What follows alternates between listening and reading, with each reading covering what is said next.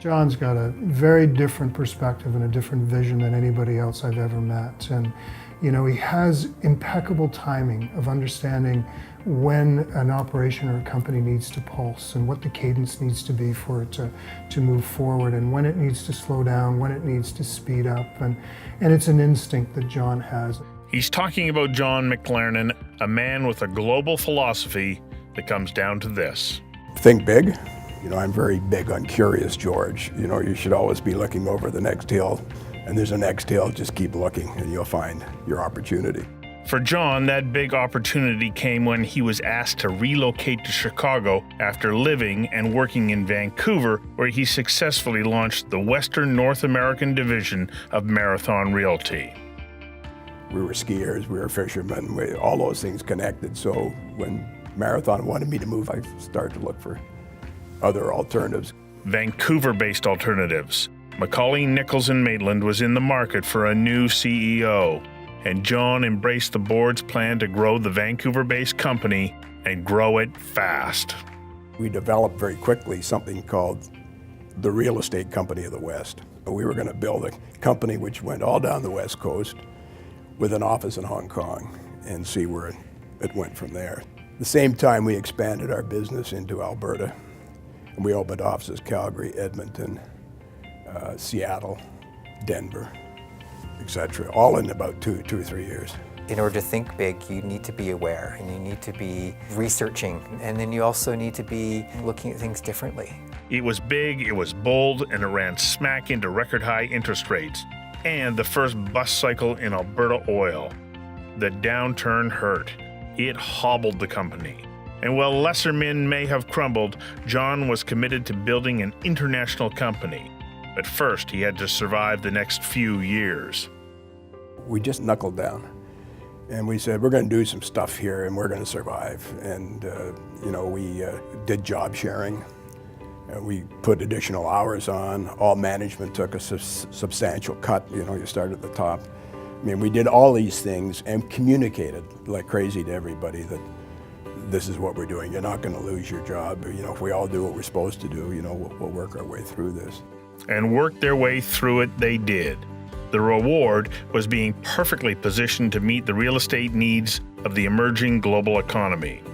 The Soviet Union and Eastern Bloc had collapsed. Asia was emerging, and major firms were looking for office and industrial space everywhere. We were one of the few companies early that had offices in Buenos Aires, that had offices in Shanghai, that had offices in Budapest.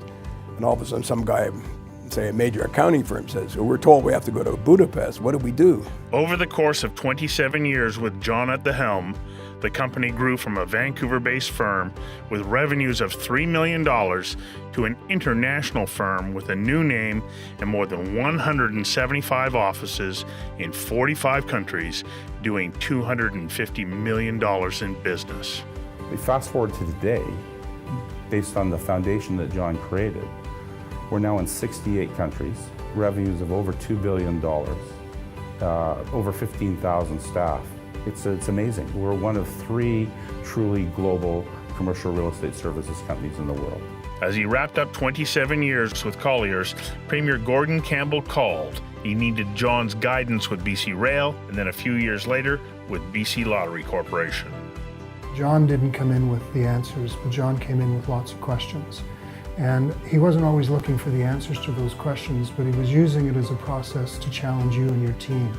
Think deeper, think broader, think through the challenges that exist, and come up with creative, innovative solutions to the problems that are there. And he inspired you to be able to do it, you know, through his methods. He was quite amazing. And then there is Street to Home. Street to Home is a really interesting organization. We're a mixture of the private sector and the public sector with a task of helping solve the homeless problem. We raised $32 million from the private sector. The province matched it with a big leverage on it, and the city gave the land. We have 6 new projects coming to the table. We're just embarking on our employment initiatives. We're just starting our addiction recovery. But in terms of what we've accomplished since 2008, It's about 2,600 individuals are stably housed because of that. So that's 2,600 individuals that aren't part of this homeless count. Well, a lot of it is just who John knows, and he brings the people together. And this is all about collaborating with all the various partners, the city, the provincial government, Vancouver Coastal Health, and also working with the nonprofits. John McLernon, you built and we benefited.